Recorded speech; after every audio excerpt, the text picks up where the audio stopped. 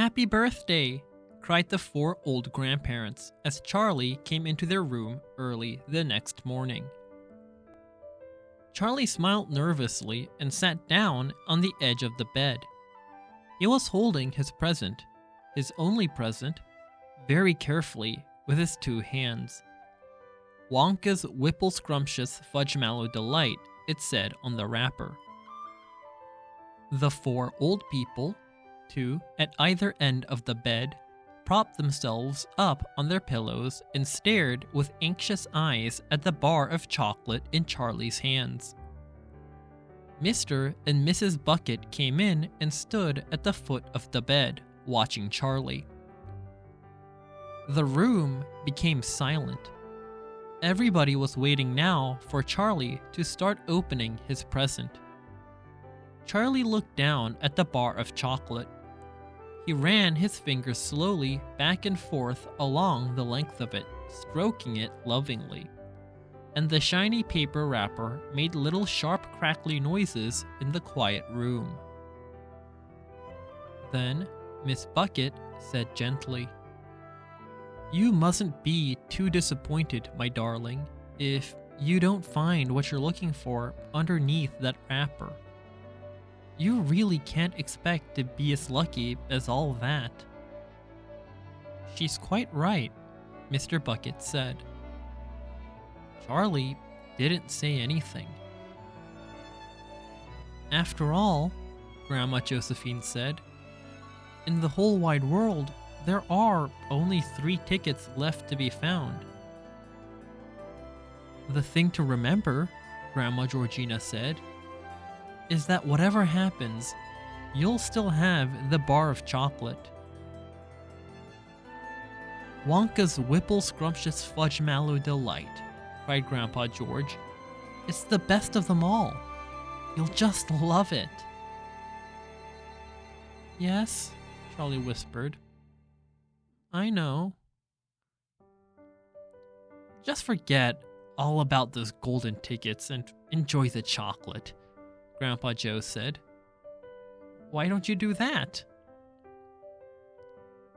They all knew it was ridiculous to expect this one poor little bar of chocolate to have a magic ticket inside it, and they were trying as gently and as kindly as they could to prepare Charlie for the disappointment.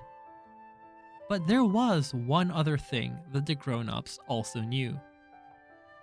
And it was this. However small the chance might be of striking lucky, the chance was there. The chance had to be there. This particular bar of chocolate had as much chance as any other of having a golden ticket. And that was why all the grandparents and parents in the room were actually just as tense and excited as Charlie was, although they were pretending to be very calm.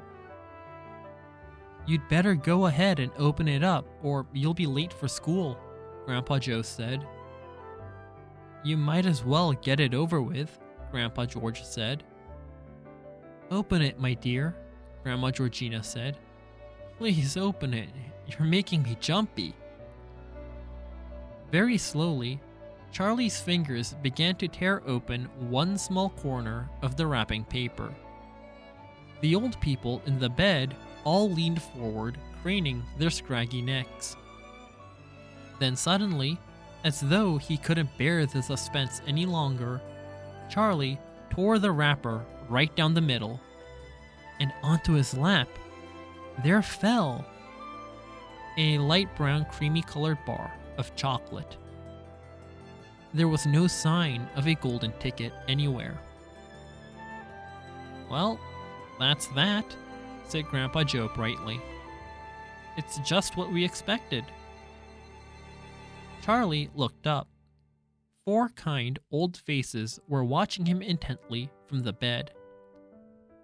He smiled at them, a small, sad smile, and then he shrugged his shoulders and picked up the chocolate bar and held it out to his mother and said, "Here, Mother, have a bit."